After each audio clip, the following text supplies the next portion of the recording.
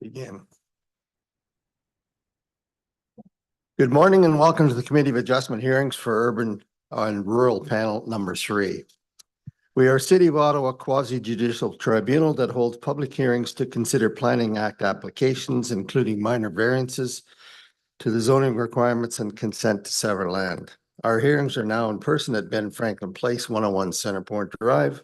We also enable remote participation by video conferencing for our registered speakers. We are live streaming on YouTube and the video will be archived and available for future public viewing. My name is Terry Otto. I'll be chairing today's hearings and you can address me by my name or as chair. And with me are my fellow panel members, Martin Vervoort, Jocelyn Chandler, Elizabeth Henderson, she's on remote, and Gary Duncan. The procedure for the hearings will be as follows. Listed on the agenda and appearing on the screen from time to time are the applications we'll hear today. For the sake of efficiency, I may deal with agenda items in a different order. Panel members have reviewed the planning reports and any written submissions in support or in opposition to each of the applications. Today, we'll hear any oral submissions relating to the applications. As part of the statutory public notification requirements, each applicant was required to post a sign on the property in the question before the hearing. They also had to confirm in writing that they did so, or they'll need to swear or affirm an oath today that they fulfilled the sign posting requirements. Otherwise, we may have to adjourn or postpone the hearing. The panel may ask for a brief presentation of an application, followed by questions for the applicant and city planning staff. We will then hear from members of the public who have registered to speak, and we may also have questions for them. Finally, the applicant who has the burden of proof will have an opportunity to make a final comments in reply. Please address your comments to me as chair, starting with your name and spelling if it is necessary in a municipal address for the record. All presentations are limited to 5 minutes. Any exceptions will be at my discretion. At the end of the hearing, the panel may either make an oral decision or we may reserve our decision, which means it won't be delivered today. In either case, and within 10 days, the Committee of Adjustment will send the official written decision and reasons for it all to all parties, participants, and anyone else who has requested a copy. Does anyone have any questions about the procedure we will be following today? Seeing none, all right. We have several applications here today, but first we will need to deal with some preliminary and procedural matters. Are there any declarations of interest? No, there are none. There are no minutes for confirmation. We will start with withdrawal or adjournment requests. The committee has received a request to adjourn, which means to postpone a different day. The hearing for this item, I believe, is number 6051 Herberts Corners. The agent is M. Faw. Mr. Chair, M. Faw is online. Thank you.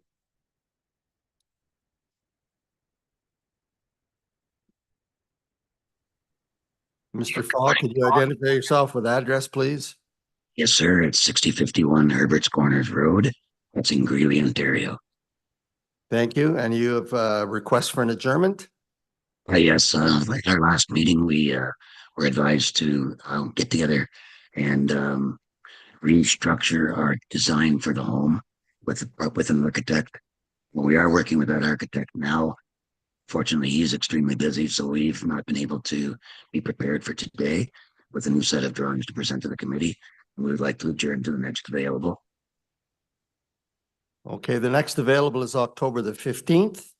And there's also November the 5th if you feel you need more time, if you can't get it by the 15th. To November, sir, please. Okay, we have 2 November, the 5th and the 19th. So it's up to you. If you would like the extra time, go to the 19th. If not, we can do it on the 5th.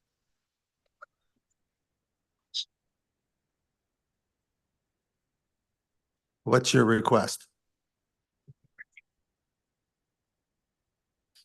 I think we might have lost them.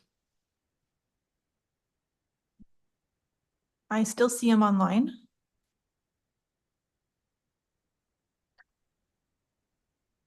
Mr. Fall, can you hear me? So I can hear. You're fading out. Could you repeat? Yes, we're going to request for November 19th, please. November the 19th, that's very good. Panel members, November the 19th. Very good. Your application's adjourned until the 19th. Thank you very much for your participation. Thank you. Are there any other requests or questions about the agenda for today's hearings?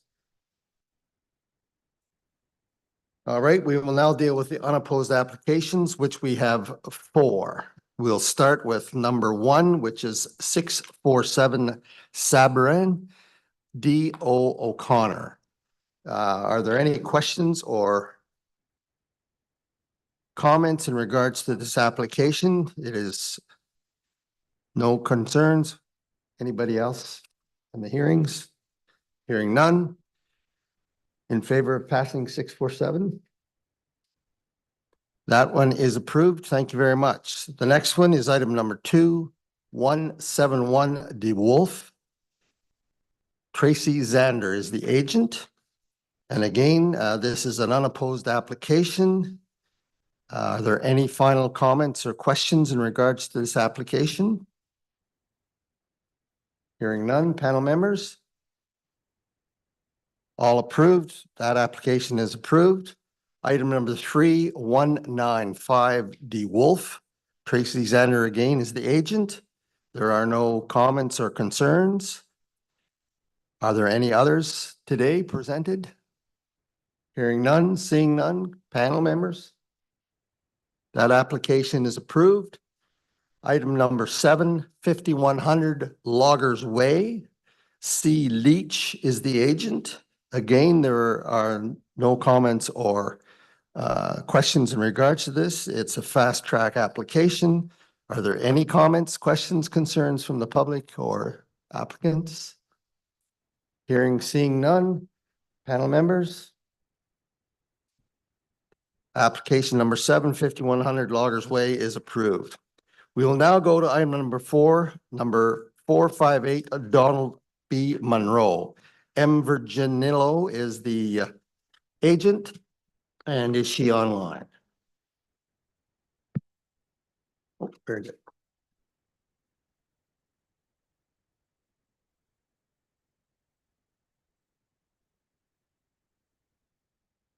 Morning, Chair. Good morning. So I'm Miranda Virginello, and I'm joined today. I'm a planner at Novatech. I'm joined today by my colleague Greg Winters.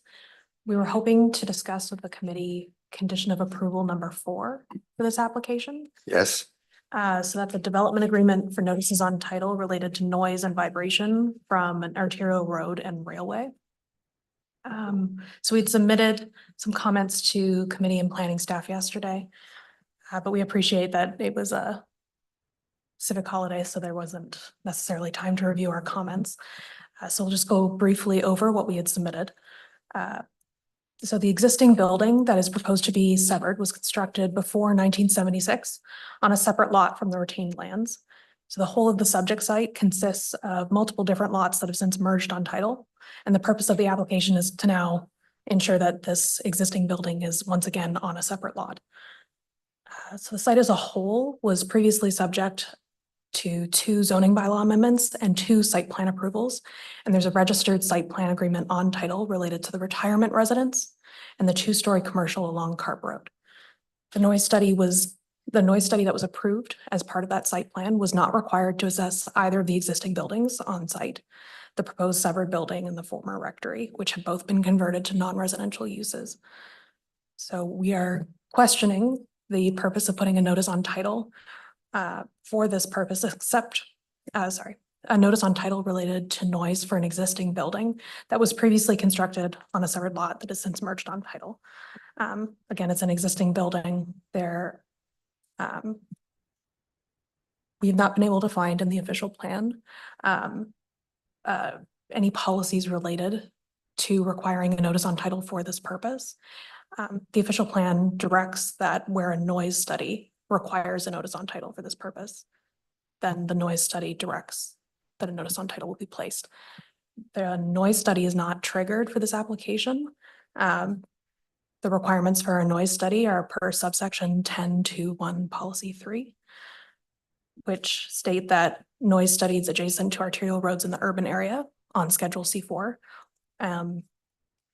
would be triggering the requirement. Same with proximity to a railway.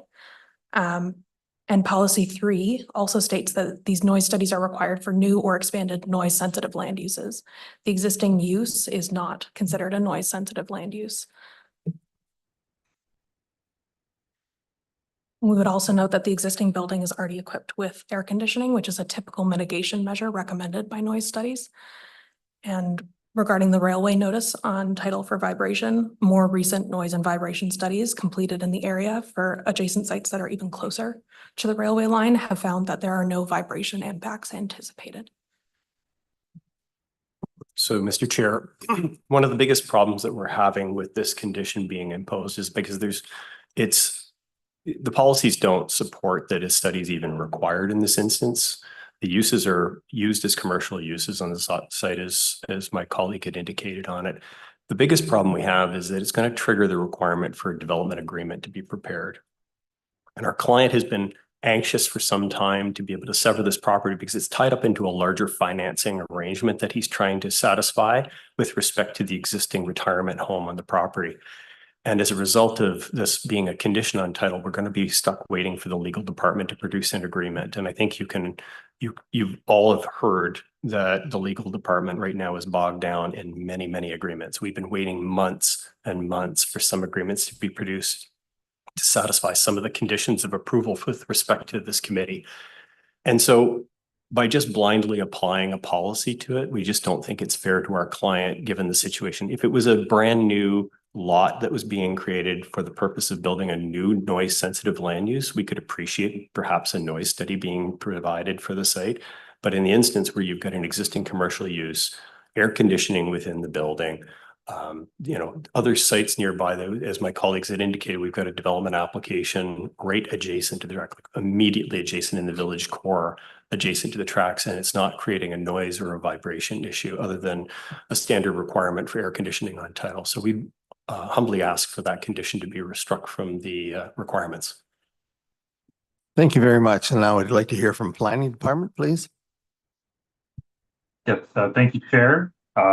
Staff appreciate the additional information that the applicant has provided, and in light of all of this, we are happy to waive the requirement for a development agreement here. Thank you very much. Are there any other questions or concerns? No, thank you very much. All right, then. Panel members, any questions or concerns? Can we vote on this matter? All in favor? With the removal of that condition. With the removal of that condition, of course. Yeah. Very good. The application is passed. Thank you very much. Thanks for your presentation. The next item on the agenda is number 5, 1579 9th Line Road. Mr. or V. Carbonneau is the agent, please.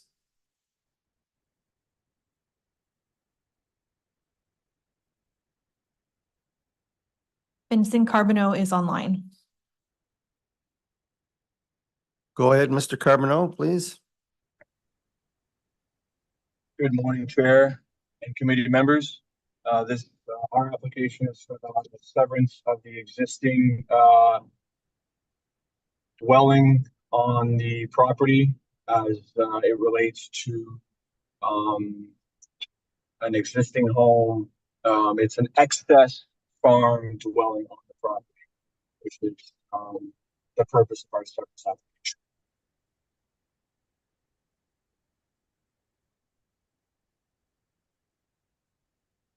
Happy to field any questions. We've been going back and forth with Lucas on the planning board. We've discussed all the conditions. We've met all the conditions. I think the OSSO has gotten back to the committee, and happy to answer any questions. Okay, thank you very much. I'd like to hear from planning now, please. Yes, thank you, Chair. Our concerns with this one were primarily about the nature of the farm operation on the retained lands. I believe in my report here, I just indicated that we'd like a little bit more information on what the current use is, because there seems to be quite a few different things going on there. We just want to make sure that this is essentially actually a farm operation that is being consolidated after the severance. Yeah, happy to answer that one. So the existing on the retained land, the existing buildings on the retained land are currently used for farm storage. We have some greenhouses that at the back of the property that were installed by the previous owner. Those are going to be used to grow agriculture, and all of the existing dwellings on the retained land fall in line of the agricultural zoning on the property.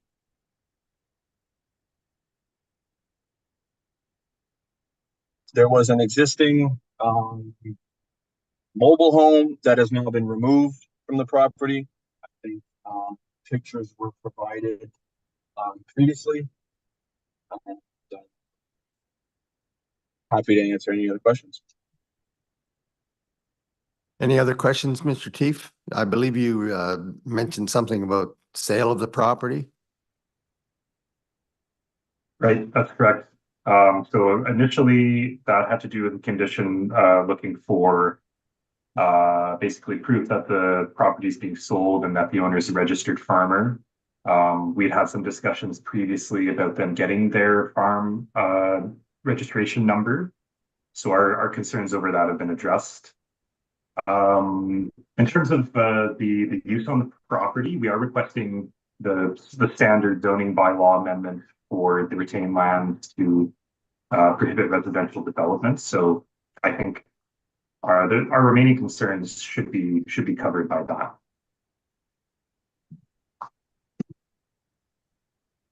Perfect. Yeah. Regarding the sale of that home, we have a verbal agreement in place.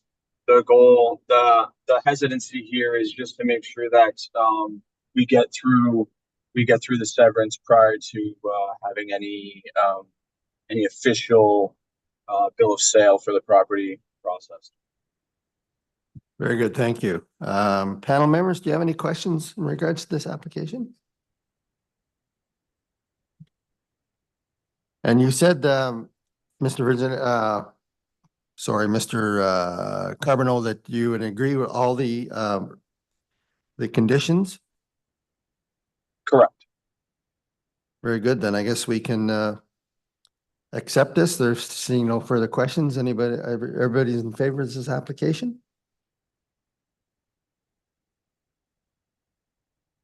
I'm sorry, I've ignored you all day, Beth. Did you vote in favor of that? Yes, great. Thank you very much. Your application's been approved. Thank you very much. And that brings us, I believe, to the end of the day. Thank you very much for your participation. And we will see you in a couple of weeks' time. Thank you. Thank you very much.